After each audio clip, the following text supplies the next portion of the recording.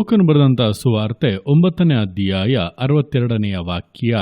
ಯೇಸು ಅವನಿಗೆ, ಯಾವನಾದರೂ ನೇಗಿಲಿನ ಮೇಲೆ ತನ್ನ ಕೈಯನ್ನು ಹಾಕಿ ಹಿಂದಕ್ಕೆ ನೋಡಿದರೆ ಅವನು ದೇವರ ರಾಜ್ಯಕ್ಕೆ ತಕ್ಕವನಲ್ಲವೆಂದು ಹೇಳಿದನು. ಈ ವಾಕ್ಯದಲ್ಲಿ ಯೇಸು ಕ್ರಿಸ್ತನು ದೇವರ ರಾಜ್ಯಕ್ಕೆ ತಕ್ಕವರಲ್ಲದವರ ಕುರಿತಾಗಿ ತಿಳಿಸಿ ನುಡಿದಂಥ ಸಂಗತಿಗಳನ್ನು ವಿವರಿಸಲಾಗಿದೆ.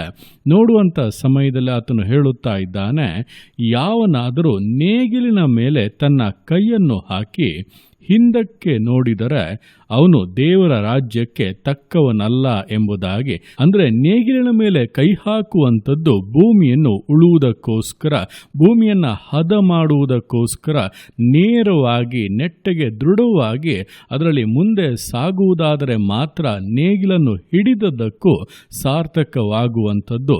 ಹೀಗಿರುವಾಗ ಯಾವ ಕಡೆ ಹೋಗಬೇಕೋ ಆ ಕಡೆ ದೃಷ್ಟಿ ಇರುವಂಥದ್ದು ಬಹಳ ಬಹಳ ಮುಖ್ಯವಾದದ್ದು. ನೇಗಿಲು ಒಂದು ಕಡೆ, ದೃಷ್ಟಿ ಇನ್ನೊಂದು ಕಡೆ ಇದ್ದರೆ ಅಲ್ಲಿ ಸರಿಯಾಗಿ ಉಳುಮೆ ನಡೆಯುವುದಿಲ್ಲ.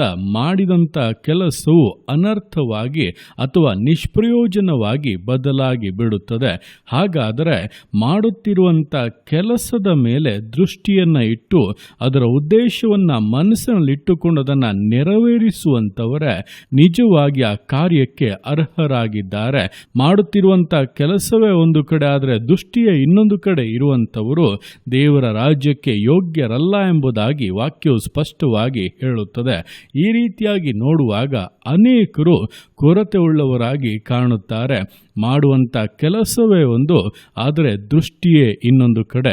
ಮಾಡುತ್ತಿರುವಂಥದ್ದು ದೇವರ ಸೇವೆ, ಆದರೆ ಉದ್ದೇಶಗಳು ಹಣ ಸಂಪಾದನೆ ಮಾಡುವುದಕ್ಕೆ, ಐಶ್ವರ್ಯವಂತರಾಗುವುದಕ್ಕೆ, ತಮ್ಮನ್ನು ಹೆಚ್ಚಿಸಿಕೊಳ್ಳುವುದಕ್ಕೆ, ಪದವಿ ಆಸೆಗೆ ಅಥವಾ ಹೊಗಳಿಕೆಗೆ, ಈ ರೀತಿ ಮಾಡುತ್ತಿರುವಂಥ ಕೆಲಸದಿಂದ ದೃಷ್ಟಿಯನ್ನು ಬೇರೆ ಕಡೆಗೆ ಮಾಡಿಕೊಂಡು ಜೀವಿತವನ್ನು ನಡೆಸುತ್ತಾ ಇರುವಂಥವರು ಅನೇಕರಿದ್ದಾರೆ. ಇಂಥವರು ದೇವರ ಸೇವೆಗೆ, ದೇವರ ರಾಜ್ಯಕ್ಕೆ ತಕ್ಕವರಲ್ಲ ಎಂಬುದಾಗಿ ವಾಕ್ಯವು ಹೇಳುತ್ತದೆ. ಆದ್ದರಿಂದ ನಮ್ಮನ್ನೇ ನಾವು ಪರೀಕ್ಷಿಸಿಕೊಳ್ಳಬೇಕು.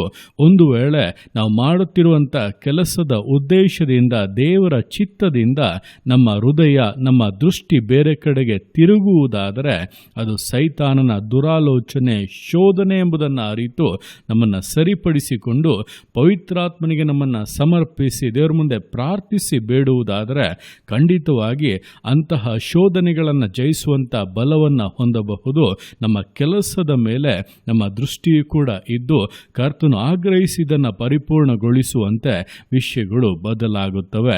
ಆದ್ದರಿಂದ ಈ ದಿವಸಗಳಲ್ಲಿ ಮಾಡುತ್ತಿರುವಂಥ ಕೆಲಸ, ಅದರ ಮೇಲಿರುವಂಥ ದೃಷ್ಟಿ ಸರಿಯಾಗಿರಬೇಕು, ಉದ್ದೇಶಗಳು ಸರಿಯಾಗಿರಬೇಕು, ಆಗ್ರಹಗಳು ಸರಿಯಾಗಿರಬೇಕು. ಆಗಲೇ ಅದು ದೇವರಿಗೆ ಮೆಚ್ಚುಗೆ ಆಗುವಂಥದ್ದು, ದೇವರಿಗೆ ತಕ್ಕಂಥ ಕಾರ್ಯ ಎಂಬುದನ್ನು ಅರಿತು ದೇವರ ಕರಗಳಲ್ಲಿ ಸಮರ್ಪಿಸಿ ವಿಧೇಯತೆಯಿಂದ, ದೃಢತೆಯಿಂದ, ಸಮರ್ಪಣೆಯಿಂದ ವಿಶ್ವಾಸ ಜೀವಿತಗಳನ್ನು ಮುನ್ನಡೆಸೋಣ. ದೇವರ ಕರಗಳಲ್ಲಿ ಸಮರ್ಪಿಸಿ ಪ್ರಾರ್ಥಿಸೋಣ. ಯೇಸುವೆ ಸ್ತೋತ್ರ ರಾಜ, ಕೊಟ್ಟಂಥ ದಿವಸಕ್ಕೋಸ್ಕರ ಸ್ತೋತ್ರ ಕರ್ತನೆ. ಈ ದಿವಸವನ್ನು ನಿನ್ನ ಕರಗಳಲ್ಲಿ ಸಮರ್ಪಿಸ್ತಾನೆ. ಪ್ರತಿಯೊಂದು ಜೀವಿತಗಳನ್ನು ನೀನು ಆಳ್ವಿಕೆ ಮಾಡು, ಬಲಪಡಿಸು ಕರ್ತನೆ. ಅದಪ್ಪ, ನಿನ್ನ ವಾಕ್ಯದ ಮೂಲಕ ನಿನ್ನ ಮಟ್ಟಿಗೆ ಸ್ಪಷ್ಟವಾಗಿ ಮಾತನಾಡಿದ್ದೀಯ. ನೇಗಿಲಿನ ಮೇಲೆ ಕೈಗಳನ್ನು ಹಾಕಿ ಹಿಂದಕ್ಕೆ ನೋಡುವವನು ಅಪ್ಪ ನಿನ್ನ ರಾಜ್ಯಕ್ಕೆ ತಕ್ಕವನಲ್ಲ. ನಾವು ಕರ್ತನೆ ನಮ್ಮ ಜೀವಿತದಲ್ಲಿ ಯಾವ ಕಾರ್ಯವನ್ನು, ಯಾವ ಕೆಲಸವನ್ನು ಮಾಡುವುದಕ್ಕೆ ಮುಂದಾಗುತ್ತೇವೋ, ಯಾವುದರಲ್ಲಿ ಅಪ್ಪ ನಿನ್ನ ಉದ್ದೇಶವನ್ನು, ನಿನ್ನ ಚಿತ್ತವನ್ನು ಅರಿತು ಅದನ್ನು ಪರಿಪೂರ್ಣಗೊಳಿಸೋದಕ್ಕೆ ಮುಂದಾಗುತ್ತೇವೆ, ಅದರ ಮೇಲೆ ದೃಷ್ಟಿ ಯಾವಾಗಲೂ ಕೂಡ ಇರಬೇಕು. ನೆಟ್ಟಗೆ ದೃಷ್ಟಿಸುವವರಾಗಿ ಅಪ್ಪ ಸ್ಥಿರಚಿತೆಯಿಂದ ಜೀವಿತವನ್ನು ನಡೆಸುವುದಕ್ಕೆ ಪ್ರತಿಯೊಬ್ಬೊಬ್ಬರಿಗೂ ಸಹಾಯ ಮಾಡು. ಯಾವುದೇ ಚಂಚಲತೆಗಳಿಗೆ, ಸೈತಾನ ದಾರಿ ತಪ್ಪಿಸುವಂತಹ ಕಾರ್ಯಗಳಿಗೆ, ಮನುಷ್ಯರ ಕುಯುಕ್ತಿಗಳಿಗೆ ಕರ್ತನೆ, ಜೀವಿತದ ಆಡಂಬರಗಳಿಗೆ, ಡಂಬಕ್ಕೆ ಅವಕಾಶವನ್ನು ಕೊಡದೆ ನಿನ್ನ ಮೇಲೆ ದೃಷ್ಟಿಯನ್ನು ಇಟ್ಟು ನಿನ್ನ ಮೆಚ್ಚಿಸುವಂಥ ಕಾರ್ಯಗಳನ್ನು ನೆರವೇರಿಸುತ್ತಾ ಅಪ್ಪ ನಿನ್ನ ಉದ್ದೇಶಗಳನ್ನು ಪರಿಪೂರ್ಣಗೊಳಿಸುತ್ತಾ ಜೀವಿಸೋದಕ್ಕೆ ಪ್ರತಿಯೊಬ್ಬೊಬ್ಬರಿಗೂ ಸಹಾಯ ಮಾಡು. ಆಶೀರ್ವದಿಸು ಕರ್ತನೆ. ನಿನ್ನ ಪ್ರಸನ್ನತೆ, ನಿನ್ನ ಅಪ್ಪ ಮೇಲುಗಳು ಜೀವಿತಕ್ಕೆ ಉಂಟಾಗಲಿ. ಪ್ರತಿಯೊಂದು ವಾಗ್ದಾನಗಳನ್ನು ನೆರವೇರಿಸಿಕೊಡು. ನಿನ್ನ ಮಕ್ಕಳನ್ನು ನೀನು ಬಲಪಡಿಸು ಕರ್ತನೆ. ನಿನ್ನ ಕರಗಳಲ್ಲಿರುವಂಥ ಅಪ್ಪ ಶ್ರೇಷ್ಠವಾದ ಚೂಪಾದ ಆಯುಧವಾಗಿ ನೀನು ಉಪಯೋಗಿಸು. ನಿನ್ನ ರಾಜ್ಯ ಕಟ್ಟಲ್ಪಡಲಿ ಅಪ್ಪ. ನಿನ್ನ ಅರ್ಥಗೆ ಮಾಡುವಂಥ ನಿನ್ನ ಪ್ರೀತಿಗೋಸ್ಕರ, ಕೃಪೆಗೋಸ್ಕರ ಅಪ್ಪ ನಿಮಗೆ ಸ್ತೋತ್ರಗಳು.